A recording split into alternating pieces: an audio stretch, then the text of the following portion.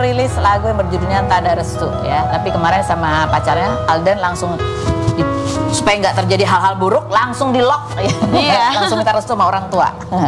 Oke, sekarang kita mau tanya Brisia Jody, pernah nggak pernah sih kamu mengalami hal-hal berikut ini? Insecure sampai pengen operasi apa gitu? Pernah lagi. Pernah. Apa sih kalaupun seandainya kamu mau operasi apa? Aku mau operasi kayak potong rahang aku. Terus aku mau hidung aku. Terus mau foksiin mata aku. Foksi, oh agak naik gitu. Gitu. Terus kenapa belum? Kayaknya enggak deh. Cuman pengen doang. Iya, bisa pakai itu kok edit.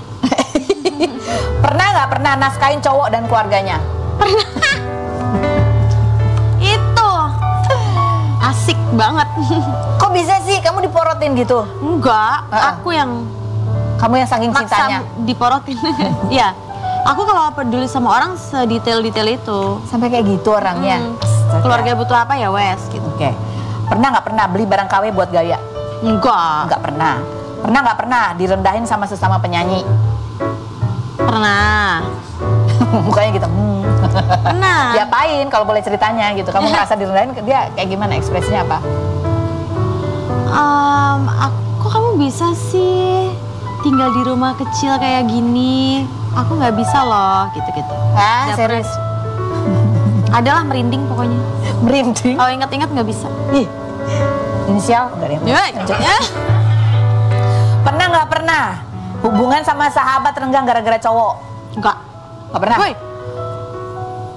Renggang nggak pernah. Persahabatan putus pernah. Oh bukan renggang ya. Satu apa dua sahabatnya? Satu. Oh satu. Dua ding. Kalau yang satu renggang, satu putus kayaknya. Satu putus. Yang putus yang kedua? Iya. Oh. Tapi masih tetap temenan, tapi nggak sahabatan, bukan sahabat. Ya udah nggak sedekat dulu lah gitu ya. Kalau yang pertama renggang udah balikan? Nggak, biasa aja kalau ketemu aja seru-seruan. Oh, sebelumnya tuh gara-gara cowok itu sempat jadi kayak nggak ngobrol gitu? Iyalah pasti. Kenapa kok begitu? Nggak tahu. Kayak ya kebodohan aja.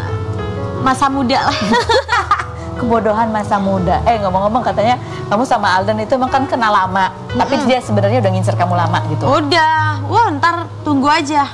Aku upload di Sina Siwa TikTok ada kan panggilnya aku dia Sina si Cina, aku si Jawa Siwa. Sina Siwa, oke. Nanti aku upload perjalanan bahwa cinta Alden mendekati aku. Oh ada tuh chat-chatannya? Ada banget. Kenapa sih kamu bukannya mau dari dulu aja malah kamu coblangin dia sama yang lain?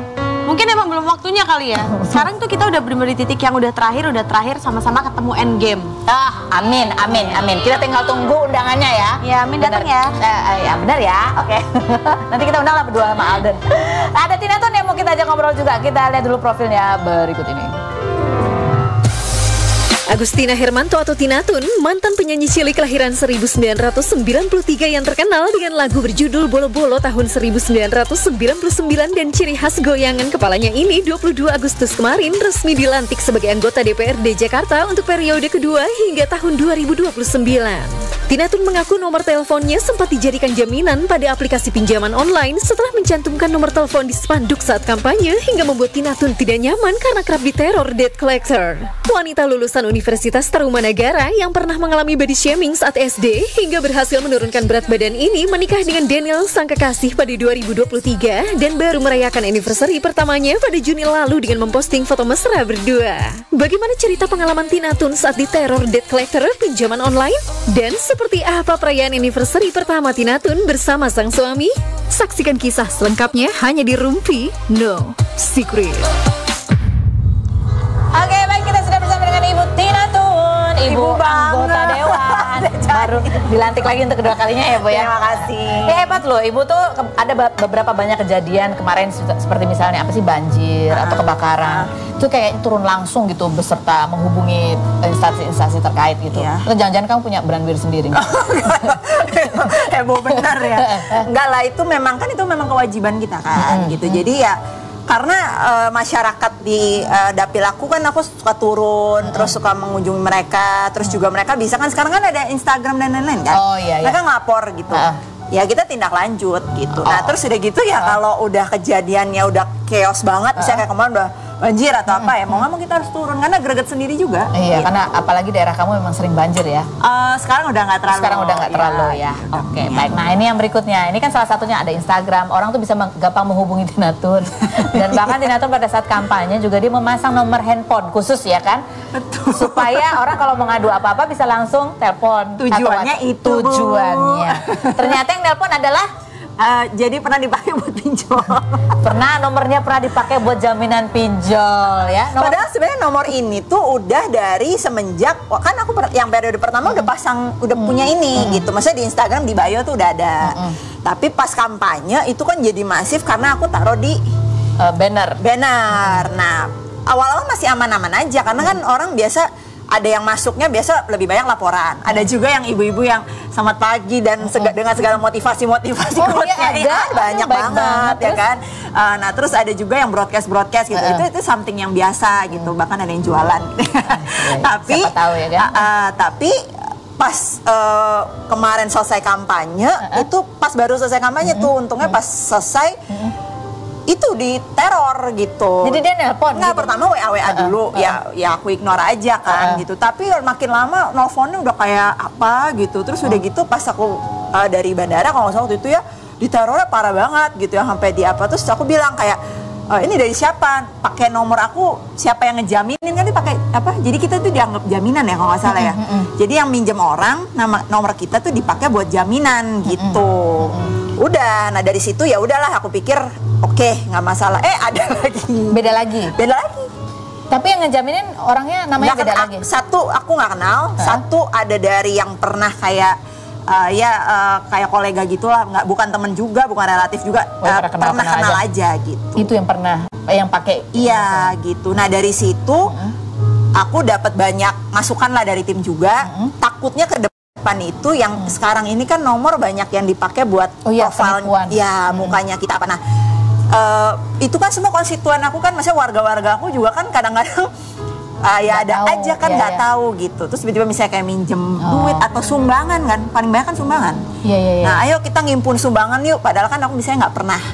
Tapi misalnya ini untuk kejadian ini minta sumbangan ini, nah orang kalau itu kan nggak tahu gitu. Jadi ada dua ini kenapa kemudian ini di up kamu men-share itu. Salah satunya adalah takut nomornya disalahgunakan atau wajah kamu ya Tina Tun disalahgunakan karena sekarang banyak tuh modus tiba-tiba WA mukanya sih picture profilnya muka kita tapi hai babe gitu kan, kamu biasa hai babe apa kabar atau enggak ya assalamualaikum ya apalah macam-macam sapaan gitu kan. Terus nanti ujung-ujungnya yaitu minta sumbangan, minjem duit, apa segala macam. Dan sekarang kan makanya aku sementara tetap orang bisa lapor lewat Instagram kan ada DM, ada komen apa, dan itu aku akomodir dari situ. Nah, jadi nomor teleponnya masih dipakai atau enggak? Nggak, langsung aku ini, udah angusin. Jadi waktu itu ke semua tim, terus ke yang memang biasa menghubungi aku broadcast gitu ya, silakan nextnya ke, ada nomor staff aku juga yang memang kalau urgent gitu kan, jadi nggak mengatasnamakan aku nih gitu. Karena kalau Tina Tun kan gampang banget gitu ya. Satunya lagi dari DM. Gitu. Jadi staff kamu sekarang udah pernah ditelepon pinjol? Oh enggak, karena kan nggak dipublish. Jangan dong, kasihan. Jangan-jangan yang menjamin gitu ada di WhatsApp grup kamu juga enggak? Ya, ada lagi terus ya. Aduh, kapan kelarnya, Bu? Jadi sebagai wakil rakyat yang merasakan juga ditagih dengan cara-cara kasar oleh pinjol ini, ya Ibu apa yang ya ini kan sebenarnya aspirasi rakyat juga gitu. Ya itu, jadi sebenarnya ini pembenahan yang harusnya meluas ya, stakeholdernya tuh banyak banget gitu. Balik lagi kalau memang ini kan sebenarnya kalau kayak pinjol sempat dibahas juga, tapi mungkin di tingkat pusat ya, kalau aku kan di daerah. Tapi kalau masukan as if kita sebagai pejabat publik gitu ya, dalam arti ya harus hati-hati antara pemilik ini yang si pinjol-pinjol itu, terus juga dengan orang-orang yang minjam, sama yang pemerintahnya juga harus kebijakannya benar gitu loh. Ya tapi balik lagi sampai sekarang kan belum dibahas. Ibu terganggu nggak sih ditagih nama pinjol itu? Ya pastilah. Apa yang bikin terganggu? Itu kan misalnya kita lagi mau ngebalesin orang, terus muncul pop gitu. Telepon terus kan, teleponnya kan nggak kira-kira. Dan nggak bisa diblok. Diblok, masuk lagi, tapi kan nomornya ada 08 segini banyak sekali, dan itu aku ternyata baru tahu orang kayak begitu ya. gitu. Dia pakai hunting system gitu ya. Dan dari situ aku juga waktu itu sempet kan, makanya koordinasi lah sama teman-teman yang di DPR, gimana sih ini sebenarnya mau dibenahin tapi belum sampai maksimal. Itu kata temen aku banyak yang soalnya kena mental, ada yang sampai ngilang dari peredaran. Padahal dia nggak minjam uang ya? Iya, ada yang memang minjem, tapi maksudnya dia beritikat untuk membayar gitu kan dan lain-lain, tapi bunganya jadi gimana apa sampai dia ngilang dari peredaran. Kan ada yang sampai diancam-ancam gitu. Nah, itu diancam-ancam disebarkan fotonya apalah. Ya, cuma kan ini kalau dibahas lebih lanjut lagi pasti kan ada dua mata ini juga kan. Ibu diancam apa? Enggak, maksudnya kalau itu nomor Anda kalau nggak salah bakal disebar ke semua dengan aib-aib apalah gitu. Maksudnya dengan aibnya si orang ini yang minjem nggak bayar tapi aku nggak mau tanggung jawab gitu. Maksudnya bahasanya begitu. Ibu bilang apa? Lah emang nomor saya udah saya sebar gitu. Oh iya, sebenarnya sih gitu ya. Sebar aja orang nomor saya udah tersebar. Oke, nah sekarang kita mau bising-bising tetangga nih ya Bu. Ini ada sebuah keramaian juga kemarin ya, gara-gara apa nih?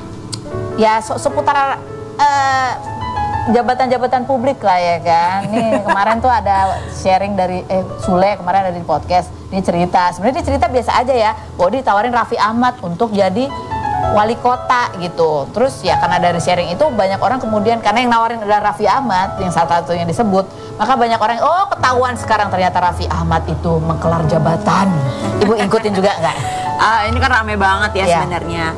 Cuman kalau aku lihat sih memang ini kan lagi pilkada kemarin, apalagi kan lagi daftar-daftar dan lain-lain. Itu memang kalau artis pasti jadi apa ya? Kenapa Ibu tertarik? Bu, tanya ya kan ini mau sebuah daftar fenomena atau gimana? Langsung nggak ada yang nawarin aku gitu.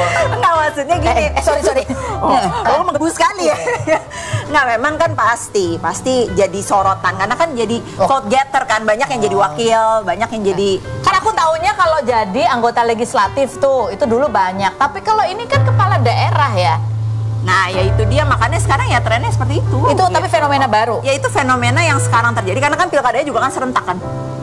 Ya apa bedanya mah dulu nggak serentak juga 50-50. Ya kan ada waktu-waktu. Cuman kalau sekarang kan jadi artis siapa masuk kan jadi bursanya kan jadi makin banyak listnya. Ada yang jadi bupati. Nggak, tapi beneran emang suka ada yang jadi maklar gitu. Selain berikut ini ya, jangan kemana-mana. Tetap di Rutin.